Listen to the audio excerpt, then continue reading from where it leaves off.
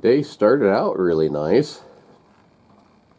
No wind, blue skies.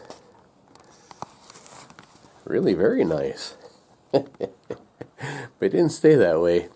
Talking with Hillbilly this morning, he said it was windy, cold, and blowing hard over there. I thought, well, it'll be here pretty soon, and it is. So I started out today to go do some fairground stuff, and I didn't get very far on it. Ended up trimming an apple tree that we have here, and that little seaside saw. That thing's great. It really works well. But man, I'll tell you, Cindy's good at plants and trees and all that stuff. She kept telling me, "Oh, cut this one off, cut that one off, cut this one off, cut that other one off."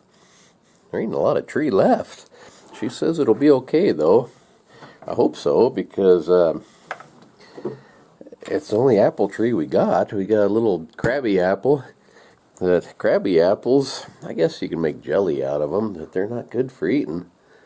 This one, I don't remember what she said it was. They were kind of green apples, but they were good, sweet apples. So, anyway, being that the weather kind of turned to crap, and I don't have a whole lot of anything else, how about another interesting trap? This one is more interesting than the last ones. This is a Gibbs 2-trigger trap. So Gibbs traps. The one I have is the one on the left. So anyway, I will read you a little bit about this and then show you how it works. It's kind of a neat design. So it says here, a love of duck hunting first turned Walter A. Gibbs, a retired electrical engineer of Hollyoak, Delaware, into a trapper and then into a trap maker. This started a second career that lasted more than 20 years. When he retired from the street railway field in 1912, Gibbs purchased a tract of Dorsetshire County marshland on Maryland's east shore for a duck hunting site. Finding the marsh was a natural home of many muskrats, he reasoned that some of the animals could be trapped and their pelts sold to help support the cost of maintaining the shooting grounds.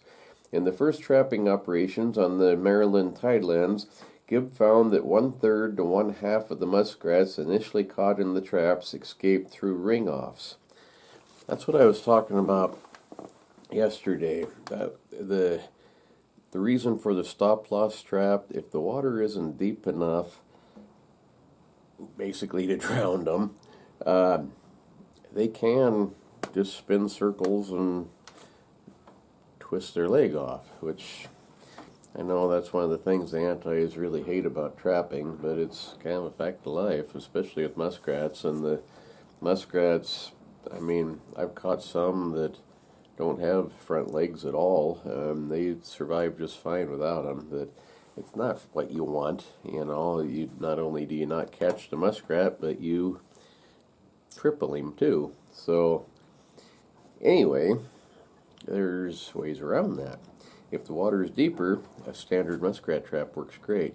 If it's not deep enough, a stop-loss trap or one of these, they're not made anymore. They're a rare trap. But Gibbs talked with trappers working nearby marshes and learned that ring-offs and spring breakage were the common plague of all local fur takers, so he thoughtfully and systematically set out to find practical solution to both problems. He and the men working for him began to design and test new kinds of traps, always keeping detailed records of their catches and losses. To facilitate the work, living quarters and a fully equipped machine shop were essential to the premises.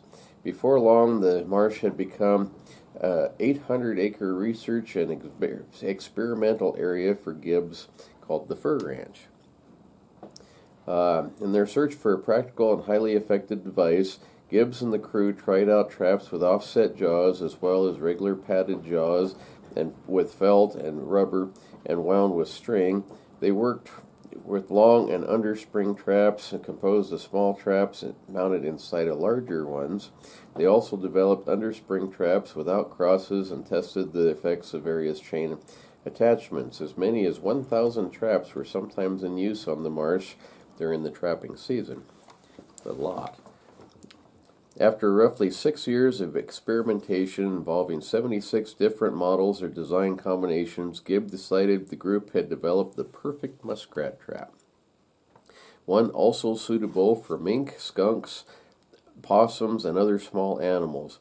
It was basically a double trap consisting of a small trap with two large auxiliary jaws, one fixed and one mobile. When the animal stepped into one pan, the little trap grabbed its lower leg and foot, and the larger jaws then closed on the upper leg or body. So this trap is basically a foot trap, but also a killer trap for muskrats. It's a pretty practical design, really. Let's see.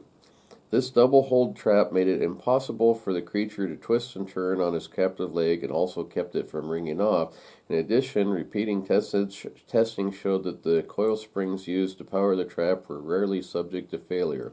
Since depression of the trap springs set up the small trap, and that in turn allowed the auxiliary jaws to close, the new trap was named the two-trigger. Gibbs initially attempted to arrange for an established manufacturer to produce the two-trigger, but none was willing to tackle it. They said the cost would be prohibited, and the trap was too large and too complicated, and trappers would not use it. So Gibbs arranged for local production of the first commercial model of the trap. Advertising announced availability of the two-trigger trap first appeared in the June 1919 issue of Fur News, Hunter Trader Trapper, and other publications.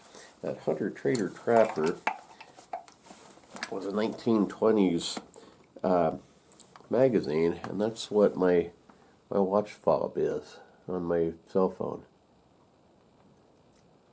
That magazine later on became Fur Fish Game magazine. Let's see, the two-page illustrated spread pictured muskrats held in the traps and stated they are guaranteed to prevent ring-offs. The ad said that the new device would also be ready for delivery in about 60 days, and the sales agents were wanted everywhere. The price of the trap, 75 cents a piece, postage prepaid.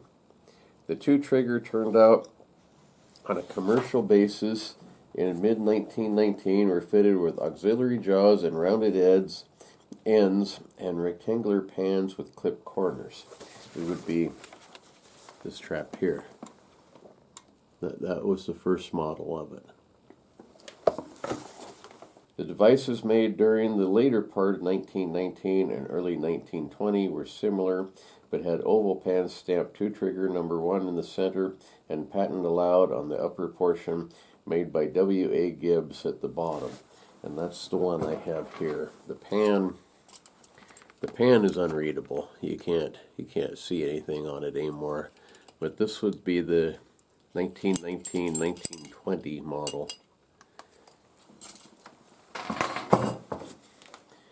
On what became known as the 1920 two-trigger, first produced in the middle of the year, shouldered auxiliary jaws replaced those with the rounded ends. In addition, the fans were marked two-trigger, W.A. Gibbs and Son, Chester, Pennsylvania, and carried one or more patent dates and numbers.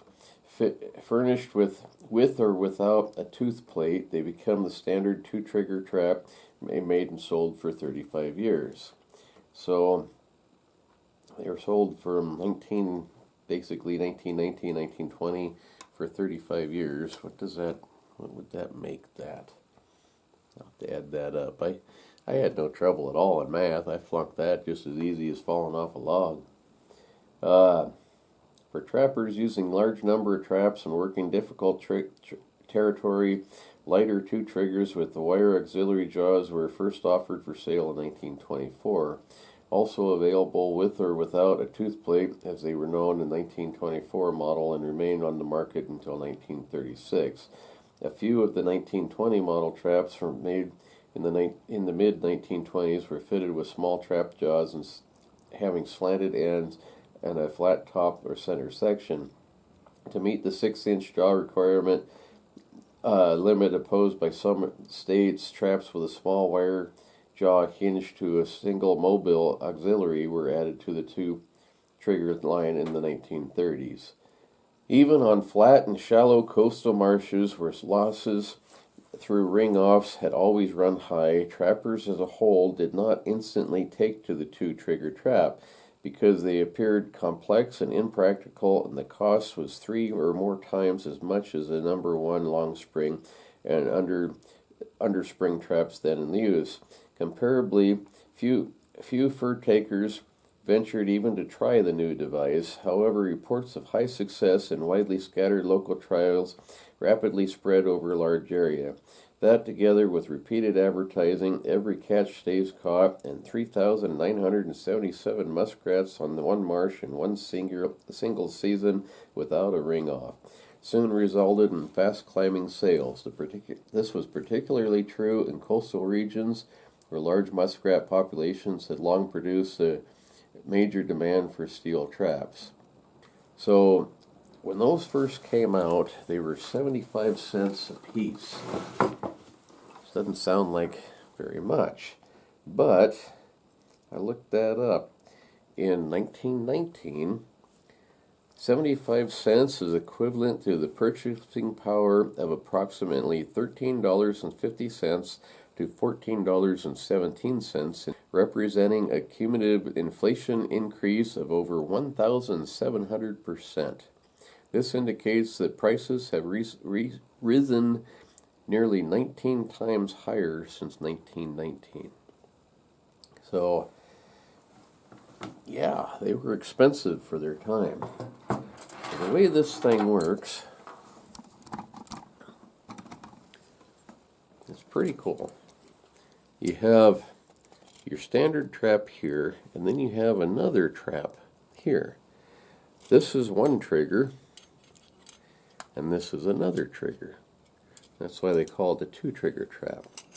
So the way to set this, you grab this big jaw, you pull it back to there, grab this trigger, go over the top of it,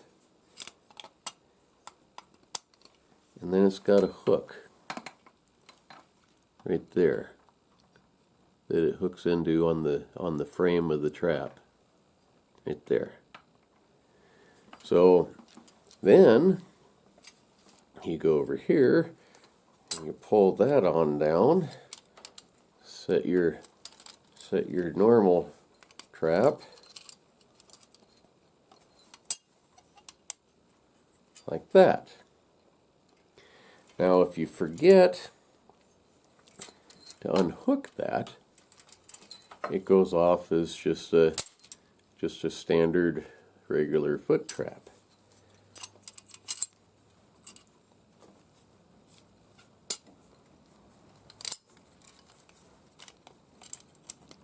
Actually has a pretty stout spring to it.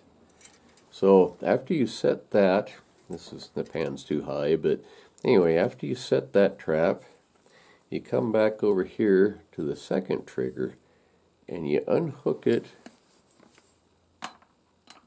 Let's see, can you see that? Yeah, you unhook it out of this little notch right here. How can I get my hand here so you can see?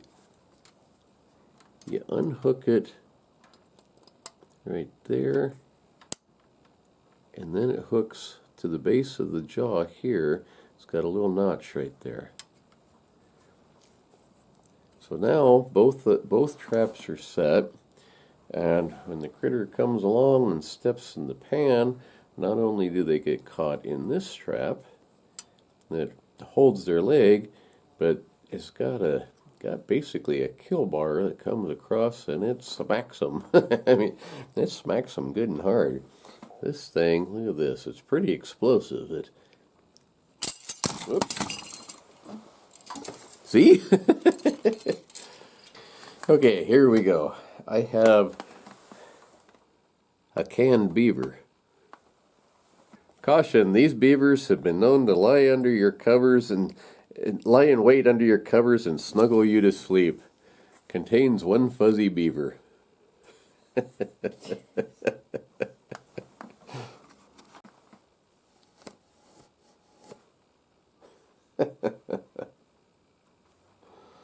Oh, hopefully this is big enough it's not going to smack me, but okay, so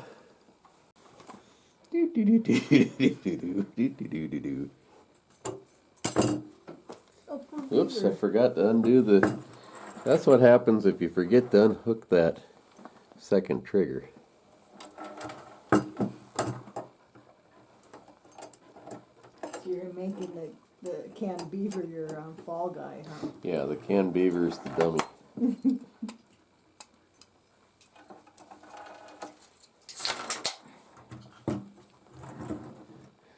Okay, try it again. Do-do-do-do-do-do-do.